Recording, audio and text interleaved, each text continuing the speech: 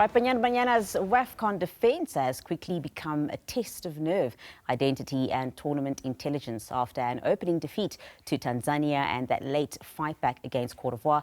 The champions are still alive, but with no room for drift. Today we unpack what must change before Burkina Faso.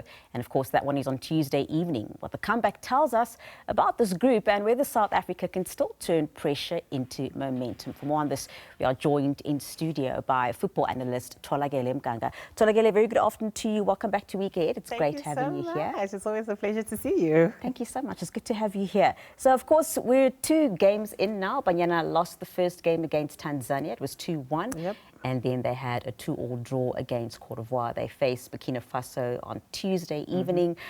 What do you make of what you've seen so far? Were great towards the end of a game. I'll give them that. I think the Côte d'Ivoire result, I remember I was sending a message to a friend to be like, my goodness, they want to kill us. That's all they want to do. But I think there'll be lots of concerns from Desiree Ellis, both in defense and in attack.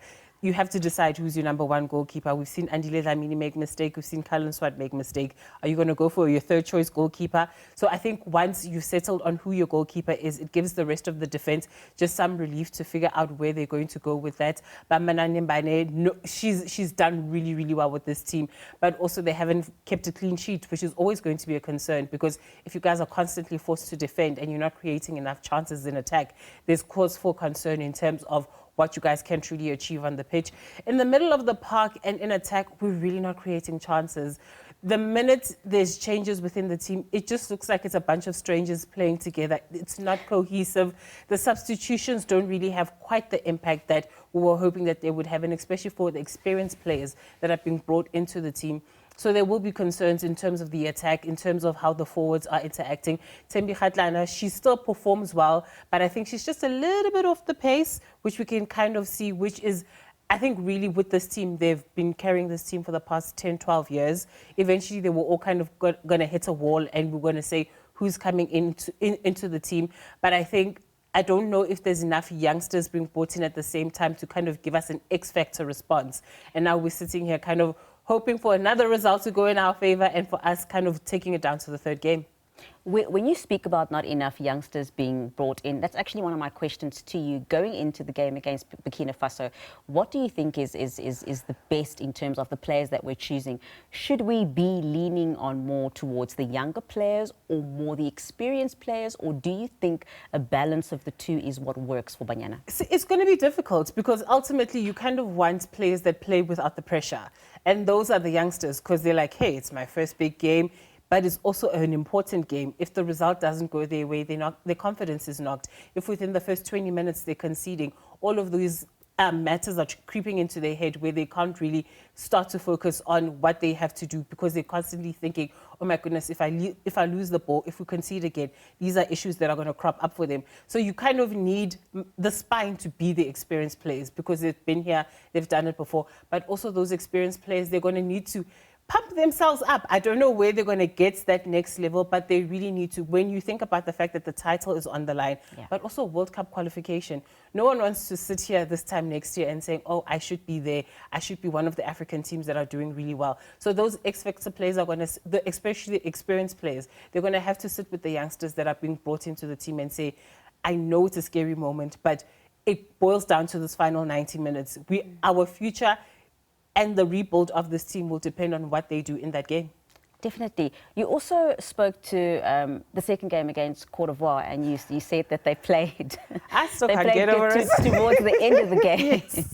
And what coach Desiree Ellis actually said is she would like to see that the other way around, that they play well in the beginning of the game. So what does that look like practically in the first 15 minutes? We need to start well. From the Tanzania game and even the Côte d'Ivoire game, you're sitting there in 30 minutes in, we've conceded a goal, which is very Banyana like, where you're sitting there going, is the defense not communicating with each other? Are there nerves all around? Which is something that really shouldn't be there, because out of all of the positions, it's the back line that has the most experience, that has played all these continental and global tournaments where you would feel comfortable enough for them to know exactly what they're doing.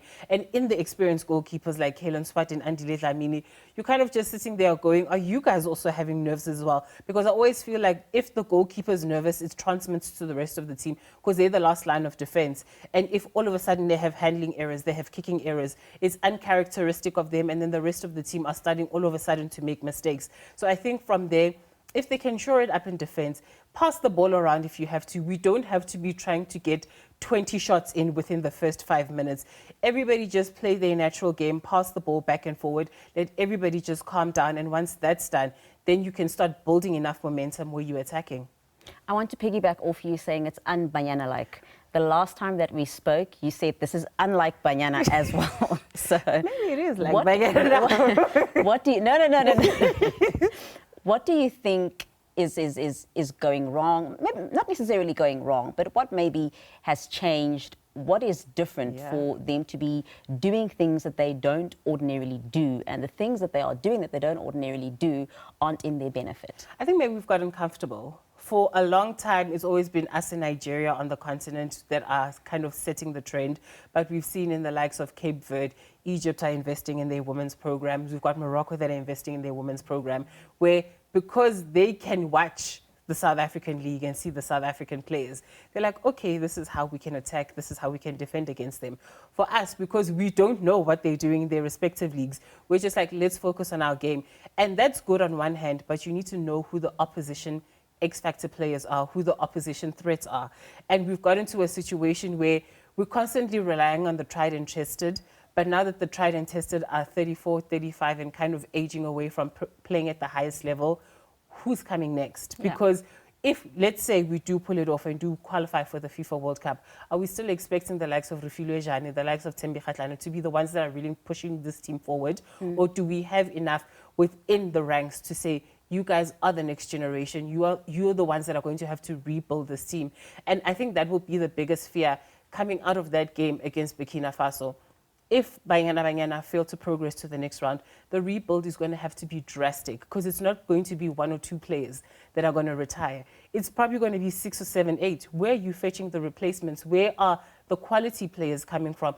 Because a lot of the experienced players have played in the big European leagues and the American leagues. A lot of the youngsters are playing in the Hollywood Bet Super League.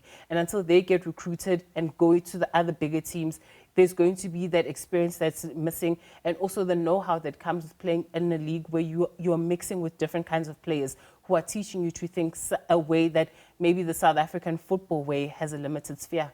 Yeah, quite right. I have to touch on the controversy surrounding Bambanani.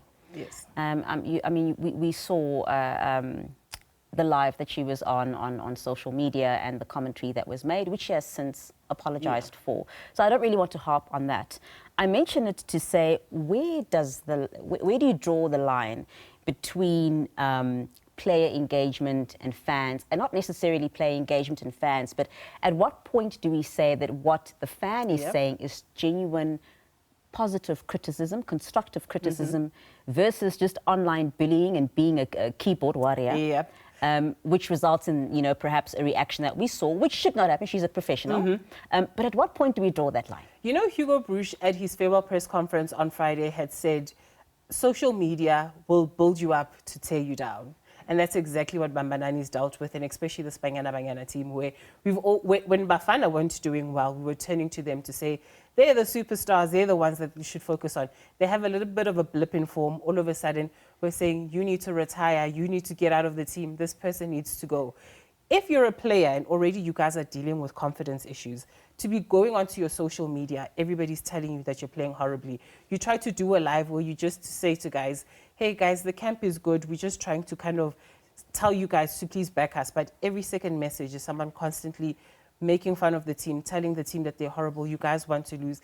There's no way you wouldn't react. Even if you were working at a call center and someone came to your job and said to you, you're doing a bad job, even you would react in that job. Just because they are footballers, they are models, they are athletes, doesn't mean they're not people at the end of the day. And to be trying to kind of turn to your social media, to what you think are your supporters, to be uplifted, only for them to turn around and kind of say, no, you're horrible at your job. any normal person would have snapped. I'm glad that she's apologized, but I also think as the supporters that were on that live, the people that are sending the messages, they also need to reflect to the point where a national team player has to say to you guys, why aren't you just supporting the team? We're not asking you to say everything is sunshine and roses. We're just saying that we're already dealing with a crisis of confidence. Please help us build back the confidence so that when we go onto the pitch, we're representing the whole nation. No, definitely. I hear you there. I think sometimes we just need to be a bit kinder. Absolutely. Just a little bit kinder. Very quickly before we go, I think we are running out of time. If you could fix anything, the most urgent thing within the team ahead of the game against Burkina Faso, because I mean that's a must-win. Yeah.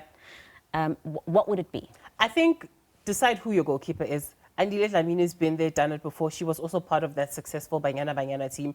You still have to draw on that experience and what they've done. So bring her in. Bambanani has to stick there no matter what the supporters say. I think the one thing that you can tell with her, she's a fighter on and off the pitch, which is a great thing.